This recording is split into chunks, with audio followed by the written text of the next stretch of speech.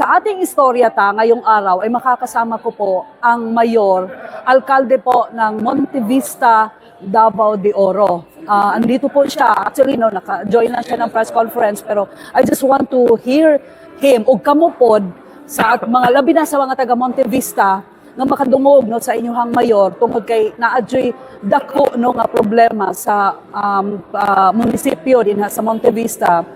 Labi na sa isgutanan nga finances sa inyong munisipyo. Para madunggan ninyo ang mayor sa Monte Vista, ang inyong mayor na asya karon sa atong istorya para iklaro kung unsa kining mga ginaatubang nga mga concern sa munisipyo din sa Monte Vista, especially nga ang budget medyo wa ni makalusot sa gisubmit nga budget proposal for 2024, wa kini makalusot. Mayor, pwede na ito ma-explain na mayor kung unsa nahitabo sa Monte Vista karon, especially nga wala nila gipalusot o aprobahi ang inyong budget, and naatay gi-file na kaso sa ato ang mga municipal councilors o sa ato ang vice mayor para lang masayran sa publiko, mayor.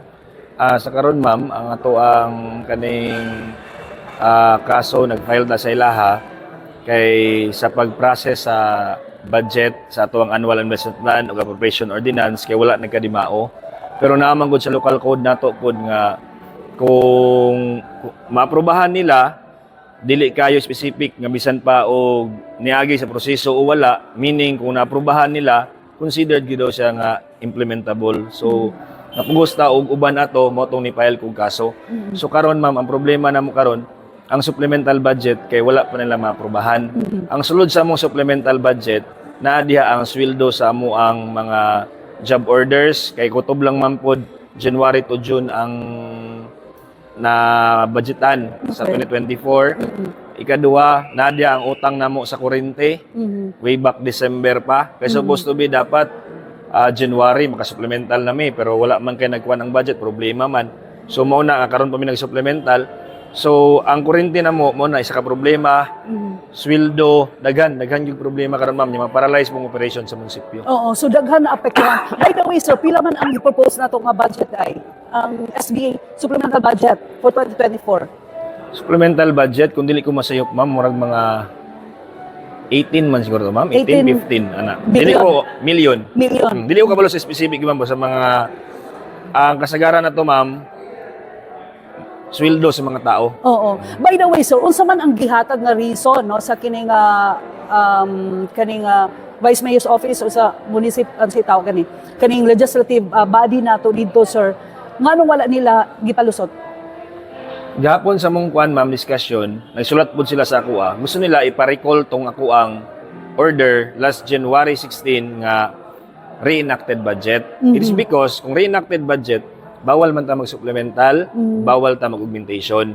So nag-issue kong reenacted budget last January 16, kaya ang effectivity sa ilahang AO nga gi-approve January 23. Okay. So dapat January 1 to 22 dapat nami budget magamit. So nag-issue ko January 16. So after pagawas sa ilahang pag-effective na ilang appropriation ordinance, although dili to bisan defective to mo to nag-file kog kaso, pero kinahanglan to mo sunod kinaman sa balaod, nya complain lang ka later, gisunod na nako to ang ilahang AO. So mo to nga sa kuha man kong punto, I don't need to recall my memorandum because na-supersede na to sa ilahang appropriation ordinance. Ang mere memorandum kaya i-supersede gid sa ordinansa kay balaod man na mo na sa local government unit ang ordinance, balaod man na sa lungsod. Okay, so nag-file ta og kaso, sir, last February. Yes, this year, no? Oo. Tapos this case gilangkuban kini sa graft, tama ba, sir? Unsa tong cases specific? Graft and Corrupt Practices Act. Okay. Dili ko specific pero duha ka admin o duha ka criminal case. So unsay ato ang ginalauman, sir, sa pag-resolve ani sa ombudsman? Pila ba na dapat nga unsa bay timeline ani kung may mga kaso nga naka-file sa ombudsman? Sa karon ma'am, kay nakadawat man pud ta og reply sa ombudsman sa tuwa. Gipatubag naman sila karon. nya wala pa bud ako nadawat ang ilahang reply. No. Pero dapat ang SB, sir, ma-approve niya siya December 2023, tama ba na? Ang approval dapat. Dapat ma'am, ang approval gid nato sa appropriation ordinance and annual investment plan kay Okay. dili man pwedeng appropriation ordinance lang, dapat na magitong plano. Plano plus budget. Dapat unta aprobahan nila December 2023 kay gi-submit na mo to October pa man. Okay. So giaprobahan nila December 27 mo to nga defective siya kay tungod giuli nila sa kuha nag-session sa December 20 nga naa sila yung recommendation nga usbo nila ang annual investment plan. So na-receive na ko 22. So 22, 23, 24, 25 holiday man na, 26 holiday. So di na ko ma-convene ang MDC. So pagka 27 nag-session sila diretso, ila na yung gi-approve. Motong i-question nako nga how come ilahang aprobahan to nga wala naman sa ilahang kamot igiuli man nila sa ako. Dapat ato manggod magpatawag kog Municipal Development Council meeting kung muuyon ba ang Municipal Development Council sa ilahang recommendation nga ato ilang gusto mahitabo sa plano. Okay, let's be specific kung unsa ang mga opisina o kinsa pod ang mga specific nga mga individuals o mga workers din sa Monte Vista sir nga apektado sa wala pag-approve no sa katong annual investment program. Annual investment program ma'am, daghan yung apektado ma'am kay namo koy ubang programs dito ma'am nga para sa tao nga ilaha pong gipangwala. Okay. Oo. Sa abot sa population ordinance giwala nila. Just like sa amo ang nga koy program ma'am nga farm to market road. Okay. Gamay lang gud siya sa barangay mga upat o unom ka barangay.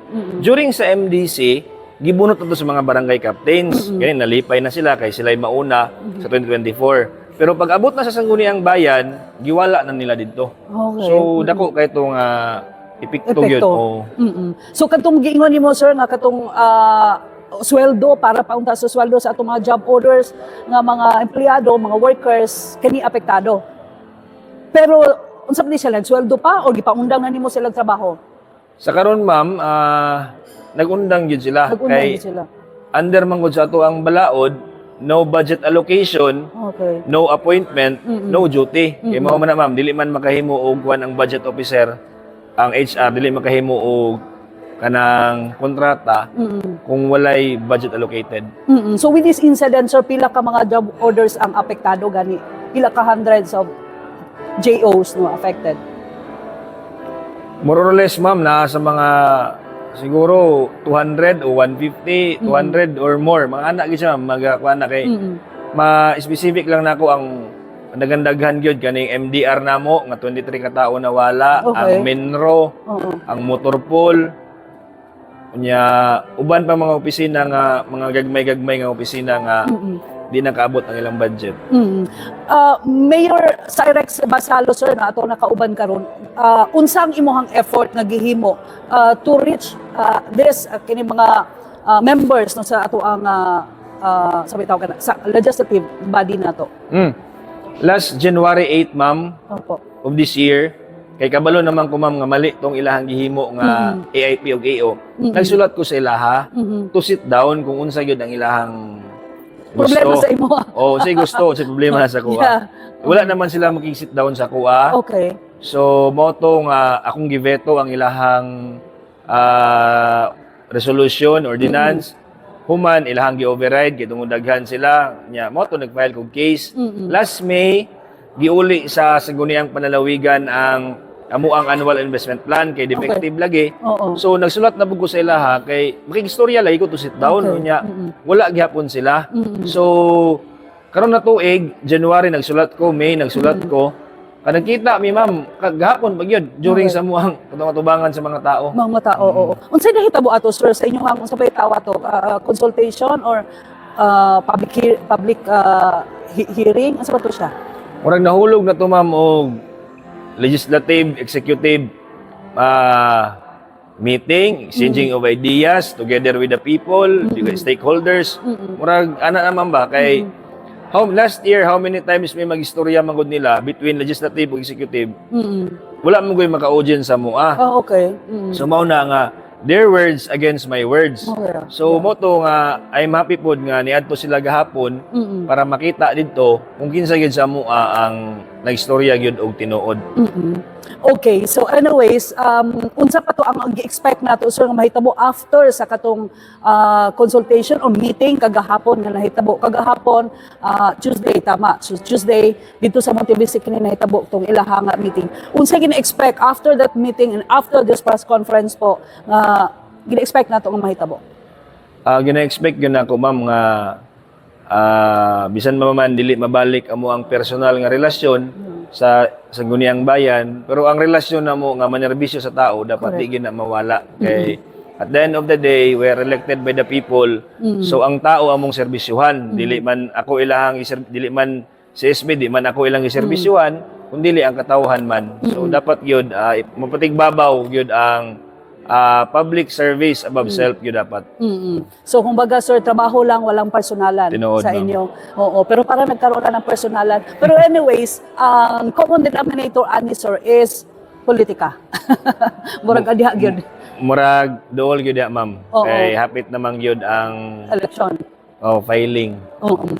Okay, and hope ma-resolve ni siya, dili gyud dapat maapektuhan ang serbisyo sa kaning gobyerno para dito sa ilang mga constituents o para dito sa katawhan. Mayor Cyrix Basalo sir, basig na kay mga mensahe po sa imong mga constituents ug sa ato mga ubang pa mga official dito sa inyong Montevista sir. Sa tanang naminaw karon sa mga katawhan ug sa mga opisyalis nga kauban nako nga unta magkahiusa ta para serbisyohan atong katawhan. Kay sa pag-ipit ninyo sa akoa, dili ako ang apektado, kundi ang katawhan nga nagboto pod sa inyo ha. So mayong udto. Salamat kay ma'am. Daghan kayong salamat Montevista Davao de Oro Mayor Cyrix Basalo. And yan po yung ating istorya ngayong araw na ito. Mabuhay po tayong lahat. God bless us all. Bye. Thanks for watching.